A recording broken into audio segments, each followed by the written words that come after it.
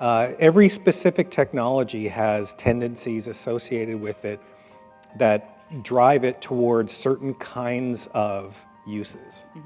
And unless and until you think about those uses, you will not understand the tools that you're using.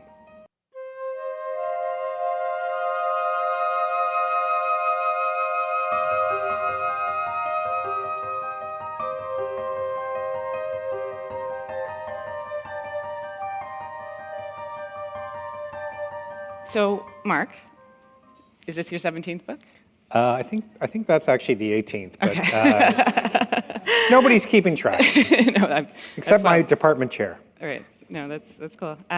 In looking at it, I start to think about myself and my relationship with technology. How many people here really love using social media, Facebook, Twitter, Instagram, any of these things? Do you really love it? Like, love it? Yes. So this is an unusual audience. Okay. Maybe because we're in a library where there are actual books, but that was maybe 25% of the audience, maybe. Put your hands up high. Like, there's no shame. I love it. Okay, now we get more. Okay. All right. Who also hates it? Okay, Okay, right. we got more than that. Yeah. Right. So I think that's kind of the thing here, that we're going to need to hold on to two truths at once, which I would say is one of the things that we as humans are the worst at. So I think there's great stuff with technology, there's terrifying, horrible stuff with technology. So we're going to talk about both of them. Throughout the course of tonight, it might get really, really dark, but we're going to try to also get light again and think about it in a positive way. But we'll see which way that balance goes. Yeah. So, scrolling, mindless distraction, sitting on your phone, going like this, sort of feeling good, lulled, but enjoying it, you know, and the time goes by and the time goes by. How would you characterize this thing that we're all doing? Because this seems to be sort of what your book is about. Yeah, I wanted to be very clear from the start of the book, and in fact, all my writing about technology, that I'm not a technophobe. I am a Luddite. And I think that's, or a neo-Luddite, I think that's a valid distinction. And some of my most tech-savvy friends would agree with me that they are also neo-Luddites. And what they mean by that, and what I mean by that, is you use technology because you use it, and it does good things, but you are suspicious and skeptical. And you don't necessarily, like the original Luddites, seek to destroy it, although sometimes maybe that is the right answer. But you don't fear it. I mean, technophobe, a phobia is an irrational fear. I have no irrational fear about technology. I have skepticism. And so I tried to make that clear all the way through this book. And as I said, all of my writing about technology, what I keep going back to, whether it's the topic is boredom, which is the specific focus of this book, or just technology more generally, is the idea that people, I think all of us, have a tendency to misconceive our relationship with technology. So we often say things like, well, technology is neutral. You know, you can use it for good or you can use it for ill. That's just wrong. Every specific technology has tendencies associated with it that drive it towards certain kinds of uses. And unless and until you think about those uses, you will not understand the tools that you're using. And so, I mean, you know, you can think about very, very basic things like a hammer, for example. You can use a hammer to kill somebody, but a hammer is not designed to kill people. It's designed to drive nails. You can use a pillow to kill somebody, but that's not what a pillow is for. Flip it over, you could say, well, I'm using that revolver as a paperweight. But that's not what the revolver, no, seriously, people say, well, you know, it's a paperweight. But no, a revolver is designed to kill people. So we have to be very, very cognizant of these inbuilt tendencies within technologies that drive them towards specific kinds of uses. So when you think about social media, people often say, well, oh, Twitter, it's just communication, Facebook, just communication. But 140 characters, 280 characters, those are specific kinds of tendencies that create a different sort of communicative ambit than other ways of communicating. Yeah. And so I guess that's the general point. And then the specific point about boredom, I was really fascinated to join up the very traditional analysis of boredom that you find in philosophy, people like Schopenhauer and Kierkegaard and Heidegger, or even if you want to go back farther to the medieval philosophers who talked about accidia or accidie, which is the world-weary notion of boredom, and take that and link it to contemporary scrolling, or swiping, and try to sift that out. And that's what this book is about. Right. So I really find it courageous of all of you to be working on social media and its impacts. It's actually one of the topics that I avoid, because I think it is so fraught with what to do about it. Yeah. You know, you always want to get to, well, we have these issues, and what do we want to do about it? Yeah. And one of the cases that I struggle with personally is I really enjoy Twitter, right? So I like to read, I like to get news. And what will happen sometimes is I'll be scrolling and something will come up, like, I don't know how many people today saw the photos of the father and the young girl who are dead. People see those pictures? Having a hard time almost saying it. I'm not equipped with the tools to be processing that information at the rate that I've started to receive it. Right, yeah. Like, I don't have it in me. And I remember this when I started to read stuff about child abuse. I was sitting, and it's not just this packaging of, say, a tweet. I was sitting at the airport the other day, and I looked up on the news, and you know how you have those tickers scrolling? And it was some kind of, children found shackled in Alabama. It was just up, and then the next thing was about sports. And I was sitting there thinking, did we think about the environment we're constructing to be receiving this kind of information?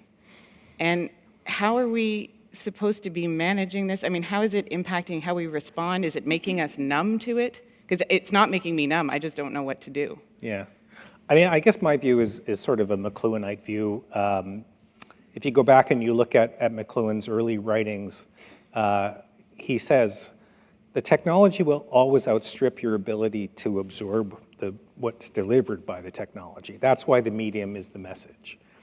And so you should focus your attention on that. Because even though all of this stuff is coming at you, and some of it is heinous, and you feel helpless, what you really need to do is take a step back and say, okay, what is my relationship with the entire, what I call in my book, the interface? And the interface is not any specific platform or delivery mechanism or app, right? The interface is anything that mediates between me, my mind, and the world. And an interface can be digital or analog. It could be a highway or a sidewalk.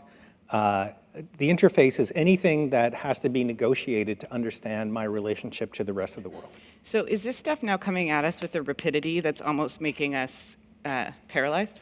Yes, I think so. And in fact, one of the things I explore, I want to leave this as an open question because I'm not a psychologist, but many people have said that there are addictive tendencies that have been associated with certain kinds of engagements. And when you think about this in terms of, sorry if I can indulge some philosophical jargon for a minute, first order desires are desires that we have for specific things. I want X. Mm-hmm. And then second order desires are desires about our first order desires. I want to want X, right? So somebody who is an unwilling addict has a first order desire for a drug or a stimulus, mm-hmm. but a second order desire not to have that first order desire. When people are bored, they lack a first order desire. It's like, I don't know what I want. I open the fridge and it's full of food and you say, there's nothing to eat in this house, right? And so I'm trying to find a second order desire that will generate a first order desire. The psychoanalyst Adam Phillips calls this the paradoxical wish for a desire. Right? So these stalls between first and second order are actually the psychic nexus of understanding our relationship, not just with technology, but with desire more generally. The scary part, though, is that there's such a thing as the willing addict. The willing addict is quite happy because his or her first order and second order desires are totally aligned. Like, yeah, I want the heroin, and yeah, I want the heroin. I'm totally happy, although I'm going to die. Right. So a lot of people, when we talk about addiction, I think thinking about it philosophically rather than psychologically reveals this. It's like, I'm totally happy swiping and scrolling, because I don't have any second-order resistance to that first-order desire. Right. And I guess part of what I wanted my book to be was just a little bit of a curb on that second-order, first-order alignment, and say, how about you wonder whether that should be your first-order desire? Mm-hmm. It's like when people shop all the time. Should you be shopping all the time? Like, is that really a good thing?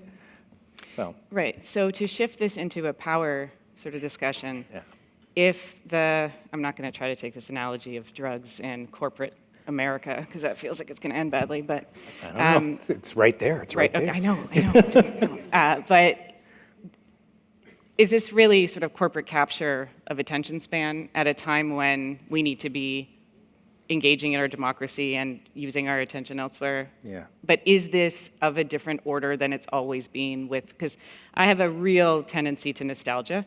I know it, it's one of my problems. I go back, well, was it the same with the television? Was it the same with the newspapers? Yeah. Were we distracting ourselves to death, since how many products forever. prior? Yeah. But I think what's interesting is those ones seem to tend you maybe in some cases toward cultural or social discussion, whereas I'm not sure this one is.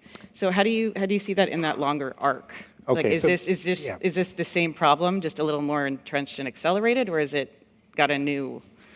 Right, so 2 points. One is, I try to offer a typology of different types of boredom in my book, and one of the big differences is the philosophers I mentioned earlier think that boredom is actually conducive to a certain kind of philosophical reflection about existential, Right.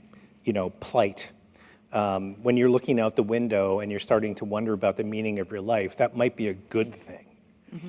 But then I contrast that with what I call neoliberal boredom. And that is the boredom that is constantly being renewed and falsely satisfied over and over and over again. Right? So a stimulus comes along, you try to respond to it, and then it's relieved temporarily, but only very, very temporarily. It's like playing a video game. You're always leveling up. And each time that you level up, there's a kind of deficit of emotion and cognitive function, and you have to keep going and going and going. Unlike a video game, you can never come to the end. Right. So that's what I call neoliberal boredom. Is it different? In some ways, no. You're quite right. This distracting ourselves to death problem has been around for a long time. One thing I would say, though, is that the buy-in seems tremendous. Mm. And the other thing you said is also on point, and that is that the discourse gets hollowed out. Yeah. So if in the past it was television, many people had, even McLuhan had his doubts about television. People in the past, further past, had doubts about newspapers. But I think I can't help feeling, this is what the German philosopher Jürgen Habermas calls the structural dysfunction of the public sphere, right? Mm-hmm. I mean, we're constantly narrowing down the space in which any kind of serious public issue can actually be discussed meaningfully. Right. And when you have a president of the United States who communicates entirely by Twitter, that's just entirely of the age. And that is a pretty comprehensive hollowing out of public discourse. Can you imagine a way that addiction could be channeled to democratic, civic, social activity in a different way? I mean, I think this has always been a very commercial, corporate capitalist challenge, right? Is that attention economy is a thing. But is there something else that's possible from it that is taking something good of that? I mean, I don't really like ideas about gamifying democracy, so I'm already asking this question and kind of being like, just no, but like, is there? No, I do think there is.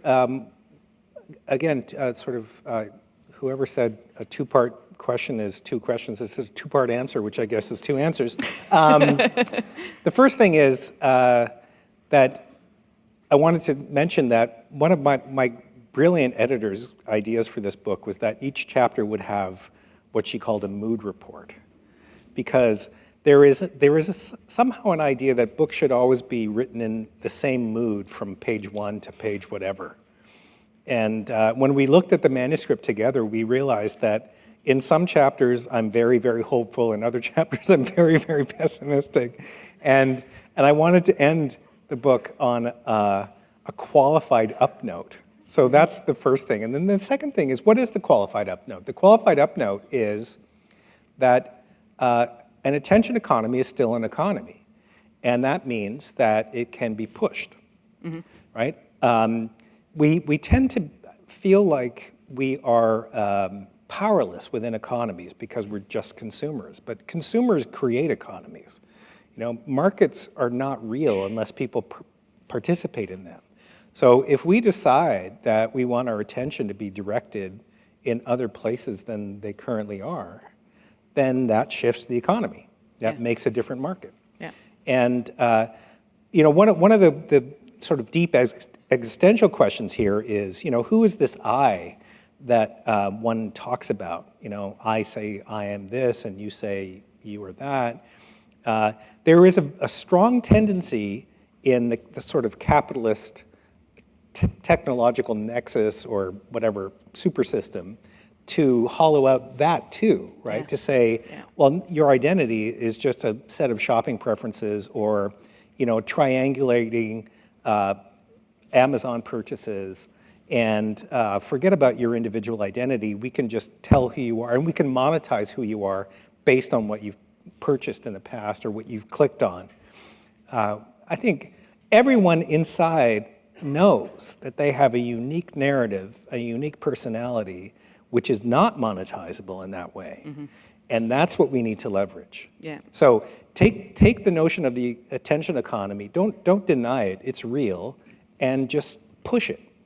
And that, I think, is the hopeful answer. It is. And do you see a difference between interface, person to person versus like person to institution? Because I think we have a relationship with our governments. We also have a relationship with each other. And I feel like my hope in democracy and global political action right now really lies in local power. Like I really feel like cities, first cities at the local level and then how they work together feels like a very global opportunity. So do you have any thoughts on like that interface of people to people versus interface people to institution? Yeah, I think a lot of people feel alienated from the levers of large power.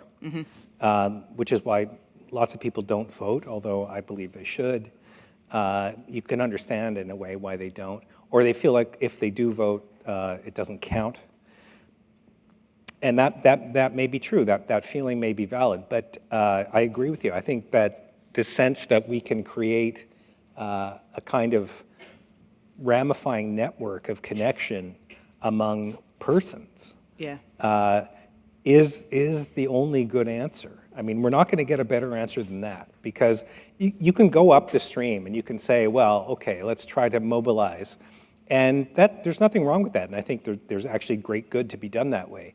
But a living democracy is one that exists in the relationships between people, face to face, your neighbors, your friends, your fellow citizens.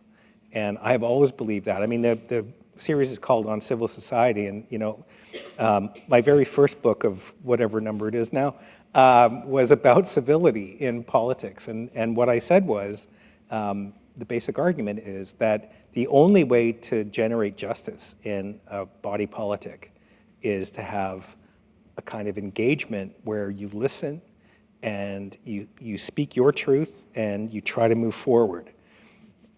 It's the only answer. Yeah, and I'm glad you're saying that, because I think that's the power that at this point in time people will have more confidence in each other.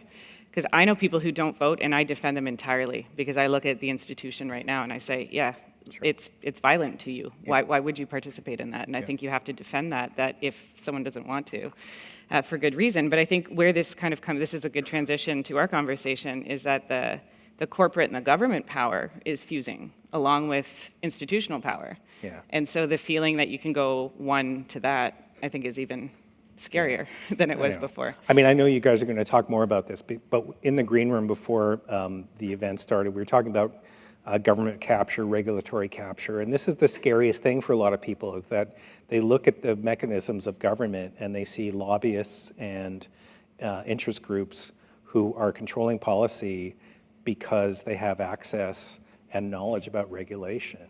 Mm-hmm. And And that redounds to their sector benefit, not to the body politics benefit. And even very concrete ideas like the welfare floor, which was, the basic justice mechanism of Canada and other Western countries, that the least well off should be better off if other people become better off, right? So people can become wealthy. We don't want to discourage people seeking wealth and making money and creating things. But whenever they do, we want everybody who's at the lowest to go up as well. And I think we've lost sight of that idea. The basic justice idea in John Rawls's theory of justice and elsewhere. And I think that does dishearten people. I think it shatters the promise of democracy because it says the wealthy will get wealthier and everyone else will be left behind. And when you were talking about the way people are profiled, and I think we'll talk about this, Facebook and government. So on one hand, you've got people asking the government to regulate Facebook, and on the other hand, Facebook is how people get elected. Yeah. So there's an inherent problem here as to how these things are coming together and who they satisfy and who they work for. So. Yeah, I mean, one thing that's worth remembering, and it's this audience probably doesn't need to be reminded of it, but my students need to be reminded all the time. Facebook, Twitter, Instagram, these are private companies, right? These are corporations who are making profits from gathering your data. And you're giving them money when you participate on their platforms. Right? They are capturing you and selling you to other people. That's what they do. That's how they make their money. I'm probably, I don't know if notorious is the right word, but well known as a social media abstainer. And when I have a Twitter account, which has exactly one tweet, when I needed to sell some armchairs that I couldn't move on buns. I was trying to move them on buns and I was getting no answers, so I went on Twitter and we got rid of the armchairs. My friends mock me for this because they say, especially actually my students more so, they say, one guy said, nobody over 30 should write about tech. And I looked at him and I said, well, and then he said, oh, I'm sorry, sir, I apologize. And I said, don't call me sir, I work for a living. And he didn't get the reference. So that teaches you a couple of things about, this is the other thing, is education obviously is another factor in this, because people who, like my students and my stepdaughters who have grown up with Facebook and Twitter and other social media, they don't usually pause to be critical about the material conditions that make that stuff real, and they really should. Yeah, great. Yeah. Well, I have this book, so I wish I were here. Yeah. Here it is. Gonna take a read. Fantastic. Thank you. It was great to talk to you. Great. Thank you.